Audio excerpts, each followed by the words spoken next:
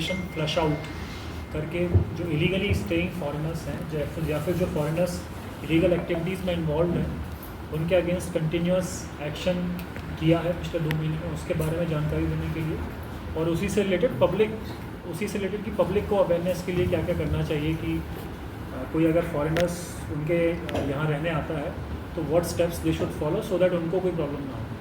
तो एक तो एस्पेक्ट ये है। दूसरा एस्पेक्ट जो हमने थेफ्ट एक ATM स्वैपिंग का एक हरियाणा का एक गैंग पकड़ा है उसके बारे में बताने के लिए प्रेस कॉन्फ्रेंस बुलाई है। तो पहले वाले में मैं ऑपरेशन फ्लश आउट के बारे में बताता हूँ। हमने ऐसा देखा गया है कि जो फॉरेनर्स गोवा में स्टे करते हैं, Goa is a famous tourist destination, तो टूरिस्ट कोई लीगली टूरिस्ट आता है फॉरेन तो that's all right, that's good for the state.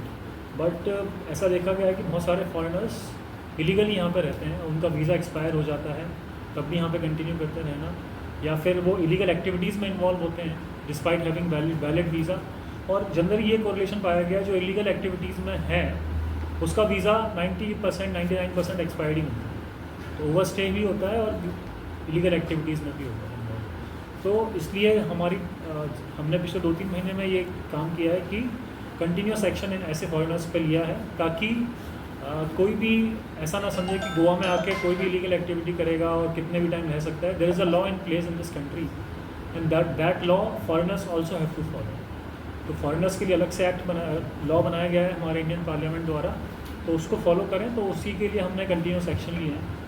तो वो मैं आपको बताता हूँ कि हमने जनवरी से लेकर जून के बीच में नॉर्थ डिस्ट्रिक्ट और क्राइम ब्रांच ने मिल के 3 एक्शन लिए हैं, 3 तरीके से एक्शन लिए हैं।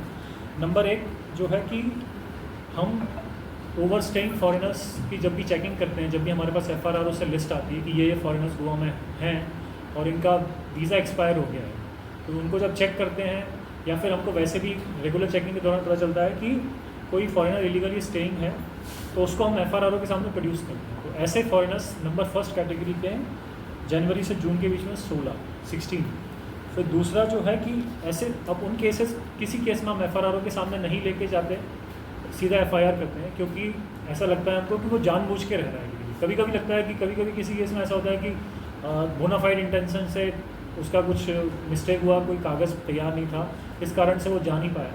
इन दैट केस हम उसको FRRO के पास ले जाते हैं, अदरवाइज़ हम उसको सीधा अरेस्ट करते हैं, FIR उसमें रजिस्टर की जाती है फॉरेनर्स एक्ट में। तो ऐसे टोटल केसेस हैं 22।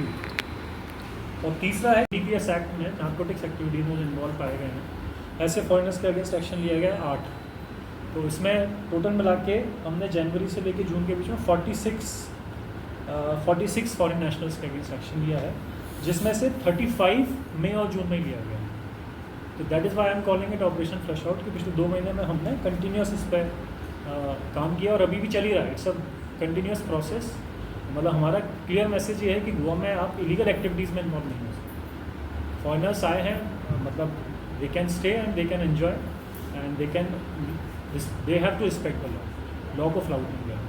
तो ये कंटिन्यूस हमारा एक्शन जारी है और इसमें हमारे मापसा पेरनेम सब डिवीज़न ने मिलकर बहुत अच्छा काम किया है। कलंगुट जिन सारे एरियाज़ में फॉरेनर्स का पाया जाता है रहने का ठिकाना, तो वहाँ पे हमने कंटिन्यूसली सर्विलेंस रख के वेरिफिकेशन करके टेनेंट वेरिफिकेशन, नाका चेकिंग और इन्फॉर्मेशन डेवलप करके अलग अलग जगह रेड्स किए हैं, बहुत लोगों को पकड़ा है।